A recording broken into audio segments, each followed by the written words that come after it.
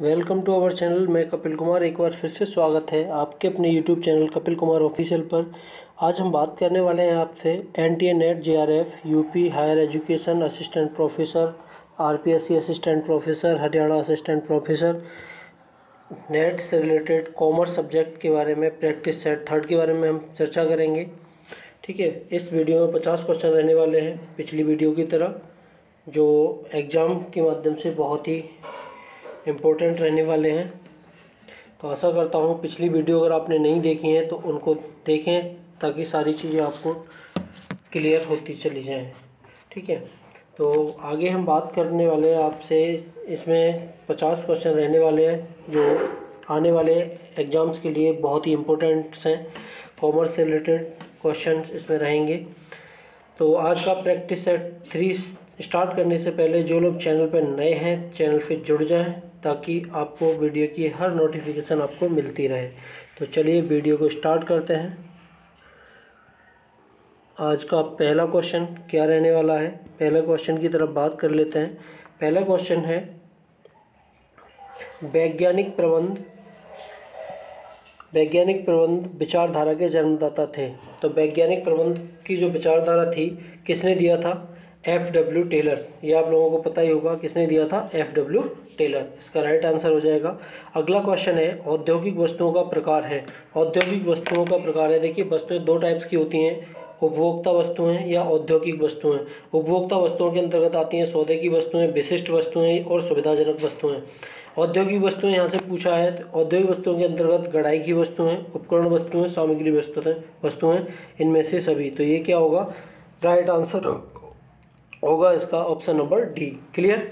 अगला क्वेश्चन है, सुरक्षा वस्तुओं के विपणन का अध्ययन नहीं किया जाता है, आवश्यक नहीं होता है, इनमें से कोई नहीं। तो मार्केटिंग अगर आपने पढ़ी है तो सुरक्षा की जो वस्तुएं होती हैं, सेफ्टी से रिलेटेड जो वस्तुएं होती हैं, उनके विपणन का अध्ययन नहीं किया जाता, राइट आंसर होगा। क्लियर। आगे बात करते हैं, सुरक्षा वस्तुओं की पूर्ति किसके आदेश से की जाती है? सरकारी आदेश से की जाती है, जनसाधारण के आदेश से की जाती है, बाजार की मांग के अनुसार की जाती है, या उपरोक्त सभी। तो सुरक्षा की जो वस्तुएं हैं उनकी जो पूर्ति होती है वो किसके आदेश के अनुसार की जाती है? सरकारी आदेश के अनुसार की जाती है। A option is the right answer. अगला क्वेश्चन है, समाज का सबसे प्राचीन संगठन है। संगठन के बारे में आपने पढ़ा होगा। तो समाज, यहाँ पे बात करी है सोसाइटी की, समाज की। समाज का जो सबसे प्राचीन संगठन है कौन सा है? कबीला, साझेदारी, समूह या परिवार। तो इसका जो राइट आंसर होने वाला है, ए ऑप्शन करेक्ट होगा, परिवार। क्लियर। आगे बात करते हैं, लेखांकन के प्रत्येक लेन देन के बाद संपत्ति और दायित्व की बराबरी का संतुलन क्या होता है? बना रहता है, बिगड़ जाता है, स्थायी रहता है, या परिवर्तित हो जाता है। तो बैलेंस शीट में जो संपत्ति और दायित्वों के जो लेन देन है, उसके बाद जो संतुलन है उनका क्या होता है? बन जाता है, बना रहता है, इज द राइट आंसर। अगला क्वेश्चन होगा, परिभाषित संगठन को संबंधों के कलेवर के रूप में किसने परिभाषित किया? तो आपने अगर संगठन की डेफिनेशंस पढ़ी है तो परिभाषित संगठन को संबंधों का कलेवर किसने कहा है? चेस्टर आई बर्नार्ड, मुनेवर एले, ELF ब्रीच, या हर्बर्ट ए साइमन। तो जो परिभाषित संगठन को संबंधों के कलेवर किसने व्यक्त किया है? हर्बर्ट ए साइमन के द्वारा व्यक्त किया गया है। अगला क्वेश्चन है, किसने संगठन को संबंधों के ढांचे के रूप में परिभाषित किया है? तो संबंधों के ढांचे की अगर बात करें तो न्यूएल व ब्रांटन, हॉज व जॉनसन, किम्बाल, या इनमें से सभी। तो इस संबंधों के ढांचे के रूप में इनमें से सभी वैज्ञानिकों ने इसको परिभाषित किया है। नेक्स्ट क्वेश्चन होगा, व्यक्तियों के समूह के रूप में संगठन को किसने परिभाषित किया है? व्यक्तियों के समूह के रूप में संगठन किसने कहा है? व्यक्तियों के संघ के रूप में संगठन। इसका जो राइट आंसर होगा वो होगा ELF ब्रीच। क्लियर। आगे नेक्स्ट क्वेश्चन है, क्या है नेक्स्ट क्वेश्चन देखेंगे, मुद्रा मापन अवधारणा का अर्थ है। मुद्रा मापन अवधारणा का अर्थ है तो मुद्रा को गिनकर भुगतान देना, मुद्रा में लेन देनों को मापना, मुद्रा को संग्रहित करके रखना, मुद्रा में मापे जाने व्यवहारों का अवलेखन करना। तो मुद्रा मापन की कंसेप्ट आपने पढ़ा होगा। इसका जो राइट आंसर रहने वाला है आपको पता ही होगा, मुद्रा में मापे जाने वाले व्यवहारों का रिकॉर्डिंग करना, ये इसका राइट आंसर होगा। नेक्स्ट क्वेश्चन है, भविष्य में क्या करना है? इसको वर्तमान में तय करना ही नियोजन है। इसमें वांछित भविष्य का निर्धारण व उसकी प्राप्ति के लिए आवश्यक कदम दोनों ही सम्मिलित होते हैं। यह एक ऐसी प्रक्रिया है जिसके द्वारा कंपनियां अपने साधनों को अपने लक्ष्यों के अवसरों के साथ समायोजित करती हैं। ये परिभाषा किसने दी थी? आपको पता होगा, रिचर्ड वर्स्किक ने, स्टांटन ने, लाजो कॉर्बिन ने या फिलिप कॉटलर ने। तो इसका जो राइट आंसर रहने वाला है फिलिप कॉटलर ने कहा था भविष्य में क्या करना है इसको वर्तमान में तय करना ही नियोजन है। अगला क्वेश्चन है ह्यूमन्स रिलेशंस सेट वर्क के लेखक हैं। तो इसके जो राइट आंसर होगा कीथ डेविस, एडवर्ड फिलिप्पो या एलेक्जेंडर। तो इसका जो राइट आंसर होगा कीथ डेविस। क्लियर। अगला क्वेश्चन की तरफ बढ़ते हैं। कीथ डेविस ने आवश्यकताओं को कितने भागों में विभाजित किया है? कीथ डेविस ने आवश्यकताओं को कितने भागों में? 1, 2, 3, 4। तो इसका जो राइट आंसर है वो 2। कीथ डेविस के अनुसार जो आवश्यकताएं हैं 2 भागों में विभाजित किया गया है। अगला क्वेश्चन है अभिप्रेरण का उद्देश्य है। मोटिवेशन का क्या ऑब्जेक्ट है?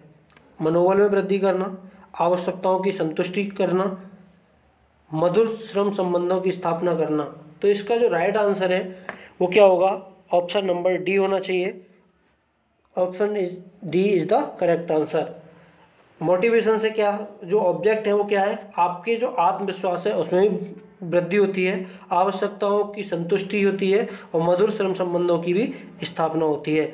अगला क्वेश्चन है धनात्मक अभिप्रेरण का प्रकार है पदोन्नति करना, सेवानिवृत्ति करना, जबरन छुट्टी करना। तो जैसा कि ऑप्शन से आपको पता चल रहा होगा, पदोन्नति का मतलब होता है डिमोशन, ठीक है, पदोन्नति का मतलब प्रमोशन, सेवानिवृत्ति मतलब रिटायरमेंट, जबरन छुट्टी करना। तो ये आपको पता है ये तीनों ही इनकरेक्ट आंसर हो गए। तो राइट आंसर क्या होगा? पदोन्नति करना, इसका राइट आंसर हो जाएगा। आगे बात करते हैं क्वेश्चन नंबर 16। अभिप्रेरण को मुख्यतः कितने भागों में विभाजित किया जा सकता है? देखिए अभिप्रेरण को, पहले जो क्वेश्चन था वो था कि डेविस ने आवश्यकताओं को कितने भागों में बांटा है? 2। ये क्वेश्चन है अभिप्रेरण को मुख्यतः कितने भागों में विभाजित किया जा सकता है? तो इसका जो राइट आंसर रहने वाला है वो है 4। कितने भागों में बांटा जा सकता है? 4 भागों में। अब क्वेश्चन नंबर नेक्स्ट है अंश का बाजार मूल्य 90 रुपये है तथा लाभांश वृद्धि दर 12% है। अंश प्रति आय 18 रुपये है। रोकी गई आय की लागत क्या होगी? कॉस्ट ऑफ रिटेन्ड अर्निंग, ठीक है, रोकी गई आय की लागत क्या होगी? तो क्या फॉर्मूला होगा? पढ़ा है आपने। बात करेंगे कॉस्ट ऑफ रिटेन्ड अर्निंग बराबर क्या होता है? 2 तरीके से, डीपीएस डिविडेंड रेट दे रखा है तो डिविडेंड से लेके बनाएंगे, अर्निंग पर शेयर दे रखा है तो अर्निंग से क्वेश्चन बनाएंगे। तो यहाँ पे हमें क्या दे रखा है? अंश प्रति आय, ईपीएस दे रखा है। तो फॉर्मूला हो जाएगा ईपीएस अपॉन एमपीएस इंटू 100, ठीक है। यदि प्रश्न में ग्रोथ रेट दे रखा है तो उसको क्या कर लेते हैं? प्लस कर लेते हैं। तो यहाँ पे हो जाएगा क्वेश्चन का जो 18/90 इंटू 100 प्लस ग्रोथ रेट कितने परसेंट है? 12%, ठीक है। तो 18 पंजे 90 और 5 से इसको काट देंगे 20, ये हो जाएगा 20, ये आ जाएगा और 12, 20 और 12 कितना हो जाएगा? 32% इज द राइट आंसर। आगे बात कर लेते हैं, नेक्स्ट क्वेश्चन की तरफ चलते हैं। बात क्या है नेक्स्ट क्वेश्चन? देखिए अगला क्वेश्चन है एक कंपनी का अनुमानित औसत अंश प्रति आय, यहाँ भी क्या दे रखा है आपको? ईपीएस दे रखा है। यहाँ भी क्या दे रखा है आपको? अर्निंग पर से दे रखा है। ईपीएस दे रखा है 12 रुपये 50 पैसे, ठीक है, तथा अंश का वर्तमान बाजार मूल्य 90 रुपये। यहाँ पे मार्केट प्राइस कितना है? 90 रुपये, ठीक है। समता अंश पूंजी की लागत, cost of equity share capital आपसे पूछा है। तो cost of equity share capital में भी 2 तरीके से निकालते हैं, डीपीएस बटे एमपीएस इंटू 100। अगर ग्रोथ रेट दे रखी है तो उसको प्लस कर देंगे, और अगर अर्निंग पर शेयर दे रखी है तो कॉस्ट ऑफ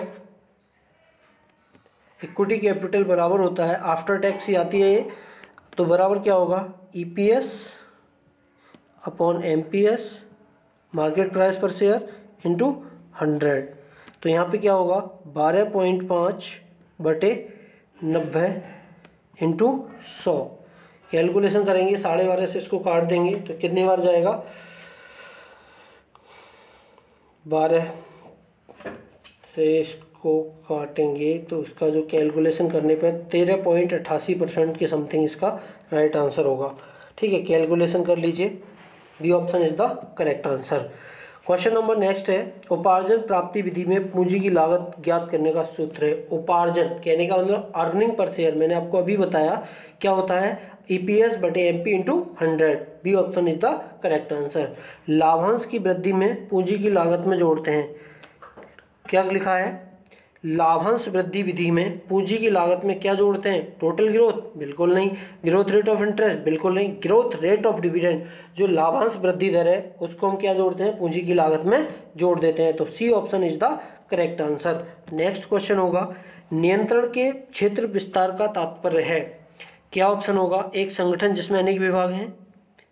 नियंत्रण के क्षेत्र विस्तार का क्या तात्पर्य है, एक संगठन जिसमें अनेक विभाग हैं, प्रत्येक व्यक्ति का अधिकार सुपरिभाषित है, प्रत्येक अधीनस्थ का एक वरिष्ठ है, प्रत्येक प्रबंधक अधीनस्थों की एक सीमित संख्या की देखरेख कर सकता है। तो D option is the correct answer. Clear. आगे बात करते हैं। नेक्स्ट क्वेश्चन है, एक अधिकारी द्वारा कितने अधीनस्थों से प्रभावी ढंग से कार्य लिया जा सकता है, इस व्यवस्था को कहते हैं, क्या कहते हैं। क्वेश्चन नंबर जो 22 है उसका जो राइट आंसर होगा नियंत्रण का क्षेत्र। अगला क्वेश्चन है, प्रबंध का वह कार्य जिसमें वास्तविक कार्यों का पूर्व निर्धारित मानकों के साथ मूल्यांकन व उनको योजनाओं के अनुरूप रखने का प्रयास किया जाता है, क्या कहलाता है, नियंत्रण कहलाता है। क्लियर। अगला क्वेश्चन, सामाजिक सहायता के संबंध में क्या सत्य है, इनमें साधन जांच नहीं की जाती, इसमें साधन जांच नहीं की जाती, गलत हो जाएगा। इसमें निश्चित अंशदान के आधार पर स्थायी कोष का निर्माण होता है, बिल्कुल नहीं। यह सरकार व नियोक्ता की इच्छा व बजट पर निर्भर करती है। सामाजिक सहायता किस पर निर्भर करती है, सरकार व नियोक्ता की इच्छा व बजट पर निर्भर करती है। C option is the correct answer. आगे की बात करें तो अगला क्वेश्चन क्या होगा, सामाजिक सहायता के संबंध में सत्य नहीं है, सामाजिक सहायता के संबंध में क्या सत्य नहीं है, इसे स्वीकृत करते समय यह नहीं देखते कि श्रमिक का अंशदान जमा है या नहीं, यह योजना अशिक्षित व असंगठित श्रमिकों को लाभ नहीं दे सकती, इसमें जोखिम व अंशदान के मध्य कोई संबंध आवश्यक नहीं है, इसमें अंशदान पर आधारित स्थायी कोष का निर्माण किया जाता है। तो क्या होगा इसका answer, b option is the correct answer हो जाएगा। यह योजना अशिक्षित व असंगठित श्रमिकों को लाभ नहीं दे सकती। अगले क्वेश्चन की तरफ बढ़ते हैं, परिमाणात्मक व्यवहार के लेखे किस अवधारणा के अंतर्गत दर्ज नहीं किए जाते, तो इसका जो राइट आंसर होना चाहिए द्वैत अवधारणा, उपार्जन अवधारणा, ये सभी, या मुद्रा मापन अवधारणा। तो इसका जो राइट आंसर होगा वो होगा मुद्रा मापन अवधारणा। नेक्स्ट की तरफ बढ़ते हैं आगे। क्वेश्चन नंबर 27 की हम बात कर लेते हैं। क्या है question number 27, motivation and personality के लेखक हैं। मोटिवेशन एंड पर्सनैलिटी के जो राइटर हैं वो कौन हैं, इसका जो राइट आंसर होगा A.S. मास्लो। कौन है, A.S. मास्लो। छवि का प्रकार है आत्म छवि, वस्तु छवि, ब्रांड छवि, या इनमें से सभी। तो D option is the correct answer. छवि के ये सभी प्रकार हैं, आत्म छवि, वस्तु छवि, ब्रांड छवि। क्लियर।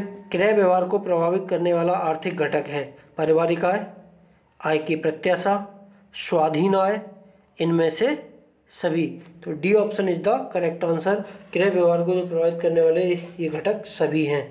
अगला क्वेश्चन क्या है, मानसिक कुशाग्रता परीक्षण आमतौर पर किस प्रकार के कर्मचारियों के लिए किया जाता है, अर्धकुशल श्रमिक, सचिवीय और पर्यवेक्षण कर्मचारी, ऐसे कर्मचारियों के लिए जिन्हें एक ही प्रकार की क्रिया बार बार करनी पड़ती हों, या उपरोक्त सभी। तो B option is the correct answer, सचिवीय एवं पर्यवेक्षण कर्मचारी। नियुक्तियां कार्य में सम्मिलित हैं, नियुक्तियों में क्या क्या सम्मिलित है, प्रशिक्षण देना, मूल्यांकन करना, निर्देशन, या फिर नियुक्ति। इसका जो ऑप्शन है क्या है, ऑप्शंस ए ऑप्शन है 1 व 2, 2 व 3, 1 2 3, 1 2 4। तो 31 का जो राइट आंसर है, देखिए नियुक्तियों में क्या क्या शामिल होता है, प्रशिक्षण देना, प्रशिक्षण भी दिया जाता है, मूल्यांकन किया जाता है, निर्देशन डायरेक्शन नहीं दिया जाता, बल्कि क्या होता है, नियुक्ति होती है। तो राइट आंसर जो होगा 1 2 व 4। अगला क्वेश्चन, क्या है, स्टाफ की नियुक्ति में इसके अतिरिक्त सभी क्रियाओं का समावेश करते हैं। किसको छोड़ करके सभी क्रियाएं होती हैं, प्रशिक्षण होता है स्टाफ की नियुक्ति में, पता है, पदोन्नति होती है, स्थानांतरण होता है, इंस्पेक्शन नहीं होता अर्थात निरीक्षण नहीं होता। आगे है, प्रबंध के स्टाफिंग कार्य की निम्नलिखित में से किसके लिए किए जाने की आवश्यकता होती है, नए व्यवसाय में, चालू व्यवसाय में, दोनों में या दोनों में नहीं। जो स्टाफिंग का कार्य है वो किस प्रकार के व्यवसाय में किया जाता है, ये आपसे पूछा गया है। नए तथा चालू व्यवसाय दोनों में ही कार्य किया जाता है। इसका राइट ऑप्शन हो जाएगा सी। अगला क्वेश्चन है, कार्य को कुशलतापूर्वक व प्रभावी ढंग से संपन्न किए जाने के लिए आवश्यक व्यक्तियों की पहचान करने, उपलब्ध व्यक्तियों के स्रोतों का पता लगाने, भर्ती करने, चयन करने, नियुक्त करने, पदोन्नति करने, समीक्षा, कैरियर योजना बनाने, पारिश्रमिक निर्धारित करने, प्रशिक्षण देने व विकास करने की संगठन संरचना को स्टाफिंग कहते हैं। यह किसका कथन है, 34 का, कोंटज ओडोनिल, किम्बाल व किम्बाल, वर्नस्टीन व किपलिंग, फॉस्टर व रिकार्डो। तो इसका जो राइट आंसर होगा वो होगा आपका ऑप्शन नंबर ए कि कोंटज ओ व ओडोनिल। क्वेश्चन नंबर नेक्स्ट है, क्या है अगला question, present value of annual cash flow. Present value of annual cash flow, investment 12,000, present value of annual cash flow 10,670, investment 12,000, discount 1,000। PV index, तो पीवी इंडेक्स आप आसानी से निकाल लेंगे। यहाँ पे पीवी इंडेक्स क्या होगा, अगर आप 10,670 डिवाइडेड बाई 12,000, यहाँ पे डिस्काउंट से आपको कोई लेना देना नहीं है। 10,670 में 12,000 का भाग लगा देंगे तो जो आंसर आपका आएगा 0.889, ये आपका क्या हो जाएगा, राइट आंसर हो जाएगा। क्लियर, सॉल्यूशन कर लें, आपका आंसर यही रहने वाला है। नेक्स्ट क्वेश्चन है, पूंजी बजटन है। क्या है पूंजी बजटन, पूंजी व्यय निर्णयन, स्कंद क्रय, नियमन या नियंत्रण। तो इसका जो सही आंसर होने वाला है जो ऑप्शन नंबर ए, पूंजी व्यय निर्णयन। अगले क्वेश्चन की तरफ बढ़ते हैं। क्या है अगला क्वेश्चन, क्या ये बात करते हैं नेक्स्ट क्वेश्चन की, पूंजी बजटन कैसा व्यय है। आपसे पूछा गया है पूंजी बजटन एक अल्पकालीन निर्णय व्यय, एक दीर्घकालीन व्यय, एक अल्पकालीन व्यय या फिर उपरोक्त सभी। तो आपको पता है कैपिटल बजट किसकी बात करता है, लॉन्ग टर्म एक्सपेंसेस की बात करता है। अवधारणा के अनुरक्षक सिद्धांत के प्रतिपादक थे, बहुत ही इंपॉर्टेंट क्वेश्चन है। अवधारणा के अनुरक्षक सिद्धांत के जो प्रतिपादक थे वो कौन थे, हजवर्ग। ठीक है, राइट आंसर डी ऑप्शन हो जाएगा। नेक्स्ट क्वेश्चन की बात करते हैं, सिद्धांत एक्स वर्णित करता है कर्मचारी निर्देशित होना चाहते हैं, कर्मचारी के कार्य के प्रति स्वाभाविक इच्छा होती है, कर्मचारी आत्मनिर्देशन व आत्मनियंत्रण को प्रयुक्त करते हैं या फिर उपरोक्त सभी। तो सिद्धांत जो एक्स है, एक्स थ्योरी क्या कहती है, कर्मचारी क्या होना चाहते हैं, निर्देशित होना चाहते हैं। यह ऑप्शन इसका करेक्ट आंसर हो जाएगा। सिद्धांत वाई क्या कहता है, सिद्धांत वाई के बारे में भी बात कर लेते हैं। सिद्धांत वाई कहता है कर्मचारी निर्देशित होना चाहते हैं, ये तो बिल्कुल नहीं हो सकता। ठीक है, दूसरा क्या होगा, कर्मचारी आत्मनिर्देशन व आत्मनियंत्रण का प्रयोग करते हैं, ये बिल्कुल करेक्ट आंसर हो जाएगा। कर्मचारी क्या करते हैं, आत्मनिर्देशन और वो आत्मनियंत्रण का प्रयोग करते हैं। B option is the correct answer. Next question की तरफ बढ़ते हैं। अगला क्वेश्चन है, कम्युनिकेशन इन मैनेजमेंट के लेखक हैं। कम्युनिकेशन इन मैनेजमेंट के जो लेखक हैं, option number c Charles Redfield is the right answer. Clear, आगे नेक्स्ट क्वेश्चन है, मानवीय विचारों व संपत्तियों का शब्दों, पत्रों व संदेशों के माध्यम से आदान प्रदान करना ही संप्रेषण कहलाता है। यह किसका कथन है, फ्रेड जी मेयर, थियो हेमन, ईव वर्नस्टीन, किम्बाल यंग। तो इसका जो राइट आंसर है option number a, Fred G Meyer का कथन है, मानवीय विचारों व संपत्तियों का शब्दों, पत्रों व संदेशों के माध्यम से आदान प्रदान करना ही संप्रेषण है। नेक्स्ट क्वेश्चन की तरफ बढ़ते हैं।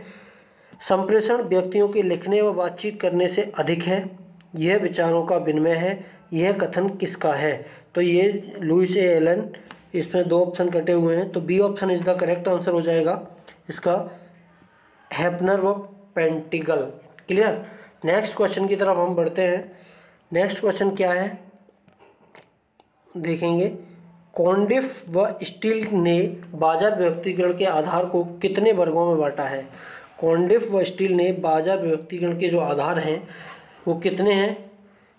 उसका जो राइट आंसर होगा 3, 2, 4 या 1, तो 2 इज द राइट आंसर। उपभोक्ता बाजार के लिए आधार क्या है? उपभोक्ता बाजार के लिए जो आधार है वो होगा उपभोक्ता की आय, उपभोक्ता की आयु, उपभोक्ता का लिंग या उपरोक्त सभी। तो ये सभी पॉइंट इम्पोर्टेंट है बाजार के लिए। जो आधार की अगर बात करते हैं तो उपभोक्ता की आय भी इम्पोर्टेंट रखती है, आयु भी इम्पोर्टेंट रखती है और लिंग भी इम्पोर्टेंस रखता है। ठीक है, तो D option is the correct answer हो जाएगा। आगे बात करते हैं नेक्स्ट क्वेश्चन की तरफ। उपभोक्ता बाजार के विभक्तीकरण हेतु स्टील व कॉन्डिफ द्वारा प्रतिपादित आधार नहीं है। कौन सा नहीं है? उपभोक्ता में नगरीकरण की स्थिति, उपभोक्ता का औद्योगिक विभाजन, उपभोक्ता का आकार, उपभोक्ता का धर्म व शिक्षा। तो c option is the correct answer. आगे है स्टील व कॉन्डिफ के अनुसार औद्योगिक बाजार के विभक्तीकरण का आधार है। ऊपर क्वेश्चन में पूछा गया है उपभोक्ता बाजार के विभक्तीकरण हेतु स्टील व कॉन्डिफ द्वारा प्रतिपादित आधार नहीं है। कौन कौन सा? देखो, उपभोक्ता में नगरीकरण की स्थिति नहीं है, उपभोक्ता का औद्योगिक विभाजन ये है, कहने का आकार नहीं है। तो यहाँ पे देखिए स्टील व कॉन्डिफ के अनुसार औद्योगिक बाजार में विभक्तीकरण का आधार आपसे पूछा है, तो यहाँ पे क्या सही आंसर होना चाहिए? ऊपर जो आपसे बात की गई है वो उपभोक्ता बाजार की बात करी गई है और नीचे जो बात ये कर रहे हैं वो औद्योगिक बाजार की बात कर रहे हैं। तो औद्योगिक बाजार में स्टील और कॉन्डिफ के अनुसार जो उपभोक्ता का विभक्तीकरण का जो आधार है उपभोक्ता का आकार। A option is the correct answer. Next question है। नेक्स्ट क्वेश्चन क्या है? अभिप्रेरण की एकात्मक विचारधारा से संबंधित सिद्धांत है। समूह प्रेरणा व्यक्तिगत प्रेरणा से अधिक प्रभावशाली होती है। प्रेरण से अधिक आकर्षक होने की दशा में उत्पादकता भी तीव्र गति से बढ़ती है। अधिक पारिश्रमिक से कार्य निष्पादन हेतु अधिक प्रोत्साहन मिलता है या उपरोक्त सभी। तो इसका जो राइट आंसर हो जाएगा वो डी ऑप्शन हो जाएगा, उपरोक्त सभी। अगला क्वेश्चन है अभिप्रेरण की बहुलवादी विचारधारा से संबंधित सिद्धांत है। अभिप्रेरण की बहुलवादी विचारधारा कौन सा सिद्धांत है? ऑप्शन नंबर सी, कार्य की सुरक्षा का सिद्धांत इज द करेक्ट आंसर। आवश्यक वस्तु अधिनियम किस वर्ष लागू किया गया? ये आपको पता ही होगा। इसका जवाब आप मुझे कमेंट बॉक्स में कमेंट करेंगे। ठीक है, आवश्यक वस्तु अधिनियम किस वर्ष लागू किया गया? इसका जवाब आप मुझे कमेंट बॉक्स में कमेंट करेंगे। ठीक है, 1955 में, 1956 में, 1954 या 1957। क्लियर। ये क्वेश्चन आपके लिए है, क्वेश्चन नंबर 50। आवश्यक वस्तु अधिनियम किस वर्ष लागू किया गया है? इसका जवाब मुझे कमेंट बॉक्स में कमेंट कर दें। तो आज के ये 50 क्वेश्चन थे। वीडियो अगर अच्छा लगे तो लाइक करें, शेयर करें। जहाँ तक हो सके तैयारी आप अच्छे तरीके से तैयारी करते रहिए। ठीक है, और आगे भी हम वीडियो इसी तरीके की लाते रहेंगे। तो आज की वीडियो में सिर्फ इतना ही। Thanks for watching.